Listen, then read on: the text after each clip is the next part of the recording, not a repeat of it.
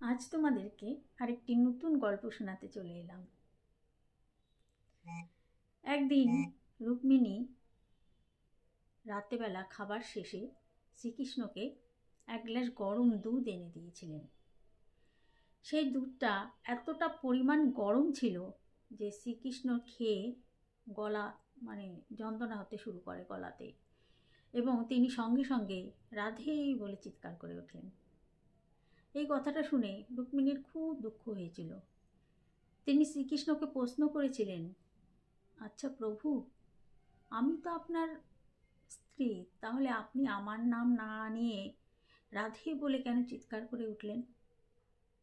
তখন শ্রীকৃষ্ণ রুক্মিণীকে বলেছিল, এটার উত্তর তুমি রাধারানীর সঙ্গে মিলিত না হলে বুঝতে পারবে না।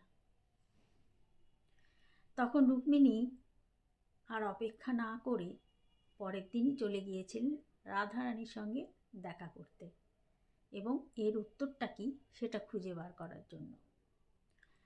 তো রুক্মিণী রাধারানীর বাড়িতে গেলেন এবং দুয়ারে দেখলেন খুব সুন্দরী একজন মহিলা দুয়ারে বসে আছে। তো তিনি গিয়ে তাকে প্রণাম করলেন। তিনি ভাবলেন এই সুন্দরী মহিলাই হয়তো রাধারানী হবে। তো তখন সেই মহিলা তাকে জিজ্ঞেস করলো যে আপনি কে?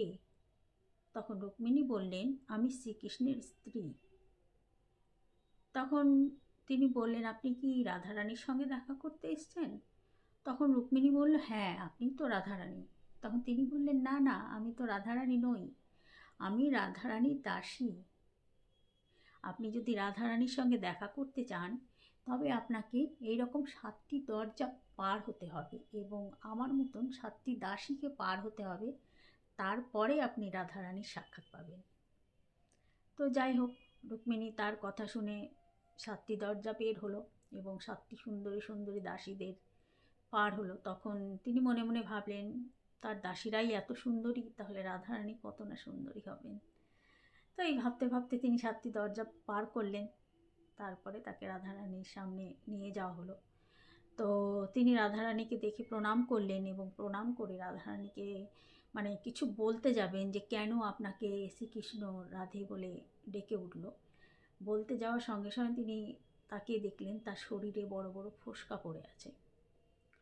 তখন রুক্মিণী তাকে জিজ্ঞাসা করলেন, আপনার শরীরে কি হয়েছে, এরকম ফোস্কা কেন পড়েছে?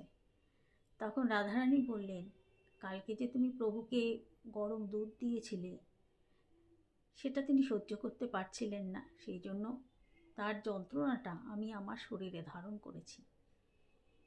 তখন রুক্মিণী শুনে তো বুঝতেই পারলেন যে কেন প্রভু রাধে বলে সবসময় চিৎকার করে ওঠে।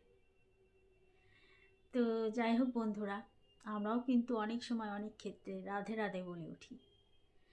এর মানেটা সঠিক হয়তো অনেকে জানেন, অনেকে জানেন না, সেই কারণে আমি ভাবলাম গল্পটা আপনাদের সামনে একটু শেয়ার করি। তো সেই জন্য আমরা দেখবেন যখনই রাধে রাধে বলে চিৎকার করে উঠব যে কোনো সময়, তো রাধারানী আমাদের সমস্ত দুঃখ কষ্ট সব কিছু নিজের শরীরে নিয়ে নেন, আমাদের যেন কষ্টটা দুঃখটা একটু কমে। গল্পটি কেমন লাগলো একটু কমেন্ট করবেন সবাই। আবার নতুন নতুন গল্প যদি শোনার ইচ্ছে থাকে তাহলে অবশ্যই কিন্তু একটু ফলো করে রাখবেন। আর সবাই কিন্তু কমেন্টে রাধে রাধে লিখতে ভুলবেন না।